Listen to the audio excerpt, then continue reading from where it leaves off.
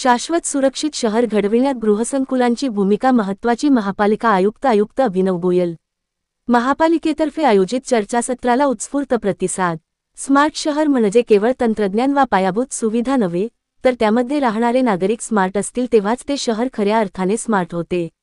शहर शाश्वत आणि सुरक्षित नसेल तर त्याची प्रगती शक्य नाही, असे प्रतिपादन महापालिका आयुक्त अभिनव गोयल यांनी आज केले। महापालिकेचे अतिरिक्त शहर अभियंता विद्युत यांत्रिकी प्रशांत भागवत यांच्या पुढाकाराने कल्याण पश्चिम येथील मोहन अल्टिझा या गृहसंकुलात प्रथमच शाश्वत सुरक्षित इमारत या विषयावर चर्चासत्राचे आयोजन आज सकाळी करण्यात आले। त्यावेळी बोलताना आयुक्त अभिनव गोयल यांनी हे प्रतिपादन केले। या चर्चासत्रात कल्याण डोंबिवलीतील विविध सोसायट्यांचे पदाधिकारी मोठ्या संख्येने सहभागी झाले। पाणी व्यवस्थापन, सौर ऊर्जा, रेन वॉटर हार्वेस्टिंग, पाण्याचा पुनर्वापर, वृक्ष लागवड, विद्युत सुरक्षा, घनकचरा व्यवस्थापन आणि अग्निसुरक्षा या महत्त्वाच्या विषयांवर तज्ज्ञांनी सविस्तर मार्गदर्शन केले।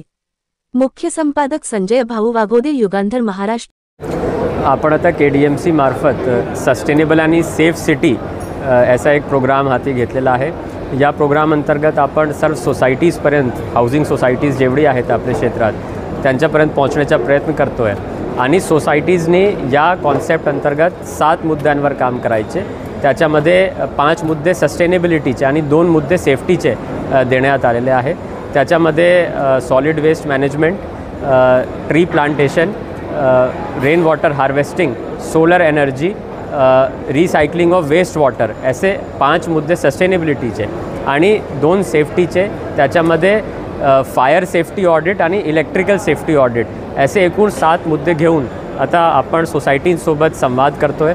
आज पहिला चर्चासत्र आपण मोहन अल्टिझा सोसायटीमध्ये सोसायटीचे सर्व नागरिक, चेअरमॅन, सेक्रेटरी आणि आज या ठिकाणी आपण इतर सोसायटीजचेही काही सेक्रेटरीज आणि चेअरमॅनला बोलवला होता। येणाऱ्या कालामध्ये आपण इतर सर्व सोसायटीजचे चेअरमॅन, सेक्रेटरीसोबतही संवाद साधणार आहोत आणि आपला आव्हान असा राहील की या सस्टेनेबल आणि सेफ सिटी कॉन्सेप्ट अंतर्गत प्रत्येक सोसायटीने या 7 मुद्द्यांवर काम करावं आणि त्याच्यानंतर सर्टिफिकेशनही त्यांनी करावं, जेणेकरून आपण आपला शहर स्वच्छ, शुद्ध आणि हरित ठेवू शकणार।